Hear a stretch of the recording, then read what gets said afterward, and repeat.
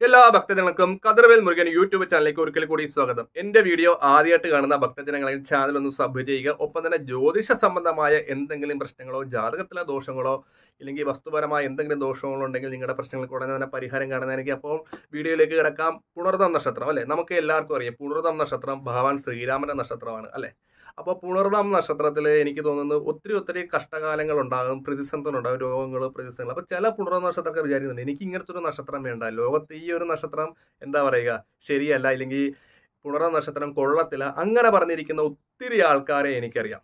എൻ്റെ നക്ഷത്രം പുണർതമാണ്. ശ്രീരാമ ഭഗവാനെ പോലെ എനിക്കും എപ്പോഴും ദുഃഖമാണ്, ഇല്ലെങ്കിൽ എന്താ പറയുക അങ്ങനെ ഒരു എന്താ പറയുക ആവശ്യമില്ലാത്ത ചിന്താ കുഴപ്പങ്ങളാണ് പുണർന്ന നക്ഷത്രക്കാർക്ക് ഉണ്ടാകുന്നത്. അപ്പോൾ ഈ ഒരു ദോഷം നമ്മൾ എങ്ങനെ മാറ്റാം? അതായത് ജാതകത്തിൽ എത്ര നല്ല നല്ല ഭാഗ്യങ്ങൾ ജ്യോത്സ്യന്മാരും ഇല്ലെങ്കിൽ ഭാഗ്യങ്ങളെ കൊണ്ടായിട്ട് നമുക്കത് അനുഭവിക്കാൻ പറ്റുന്നില്ലെങ്കിൽ പുണർന്ന നക്ഷത്രക്കാർക്ക് ഇനി വിഷമിക്കേണ്ട കാര്യമില്ല. കർക്കിടക മാസം തൊട്ട് നിങ്ങളുടെ സമയം തെളിയാൻ പോവാണ്. അപ്പോൾ ആദ്യം തന്നെ പുണർന്ന നക്ഷത്രത്തിലുള്ള എല്ലാവരും തന്നെ നാലമ്പല ദർശനം നടത്തുക, ശ്രീരാമനെ പ്രീതിപ്പെടുത്തുന്ന കർമ്മങ്ങൾ, കാര്യങ്ങൾ, തുളസിമാല കഴിക്കുക. അപ്പോൾ പുണർന്ന നക്ഷത്രത്തിലെ ജാതകത്തിലെ ദോഷങ്ങൾ മാറ്റാനുള്ള ഒന്ന് രണ്ട് പരിഹാര ക്രിയകളാണ് പറയുന്നത്. അപ്പോൾ ആദ്യത്തെ പരിഹാര ക്രിയയാണ് പുണർന്ന നക്ഷത്രക്കാർ. അതായത് നമ്മളെ ബാധിക്കുന്ന ഏറ്റവും വലിയൊരു പ്രതിസന്ധിയാണല്ലോ സാമ്പത്തികം.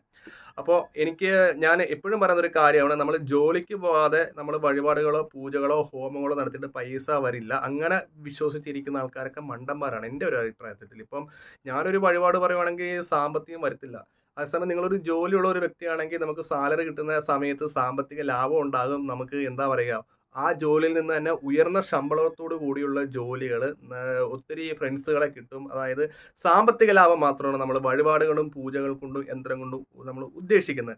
അല്ലാതെ കുറേ വഴിപാട് എടുത്ത് ചെയ്തെന്ന് വെച്ച് ലോട്ടറിയൊക്കെ എടുത്ത് വെച്ച് അങ്ങനെ സംഭവിക്കത്തില്ല, ഒരിക്കലും സംഭവിക്കത്തില്ല. അപ്പോൾ നമ്മൾ എന്ത് ചെയ്യണം? നമ്മൾ കർമ്മം ചെയ്യണം. അപ്പോൾ നമ്മൾ ജോലി ചെയ്യുന്ന അനുസരിച്ച് അതിലെ ചെറിയ പ്രശ്നങ്ങൾ, തടസ്സങ്ങൾ, ഇപ്പം നിത്യം നമ്മൾ ജോലിക്ക് പോകാൻ പറ്റുന്ന ഒരു വ്യക്തിയെന്ന് വിചാരിച്ചു, ആ പുണർന്ന നക്ഷത്രക്കാരന് ജോലിക്ക് പോകുമ്പോൾ പല ബുദ്ധിമുട്ട്, അതായത് ജോലി സ്ഥലത്ത് വരുമ്പോൾ ഭയങ്കര ക്ഷീണങ്ങൾ, ഇല്ലെങ്കിൽ ഉറക്കക്കുറവ്, നല്ല പോലെ ജോലി ചെയ്യാൻ പറ്റും. അപ്പം അങ്ങനെ ചെറിയ കാര്യങ്ങൾക്കൊക്കെ നമ്മൾ വഴിപാട് കൊണ്ട് പൂർണ്ണമായിട്ടും നമുക്കത് മാറ്റിയെടുക്കാൻ പറ്റും. പിന്നെ നമ്മൾ ജോലി ചെയ്യുന്നതനുസരിച്ച് സാമ്പത്തികത്തിൻ്റെ ലാഭം പുണർന്ന നക്ഷത്രത്തിൽ തീർച്ചയായിട്ടും ഉണ്ടാകും. നിങ്ങൾക്ക് ഒരു മാസം ഒരു 10-25,000 രൂപ സാലറി കിട്ടുന്ന സമയത്തായിരിക്കും അനാവശ്യമായ ചിലവുകളൊക്കെ കയറി വരുന്നത്. അപ്പം വഴിപാടിൻ്റെ ഈ ഒരു ഗുണം കൊണ്ട് അനാവശ്യമായ ചിലവുകളൊന്നുമില്ലാതെ നമുക്ക് സാമ്പത്തിക ലാഭത്തോടുകൂടി നമുക്ക് മുന്നോട്ട് പോകാം.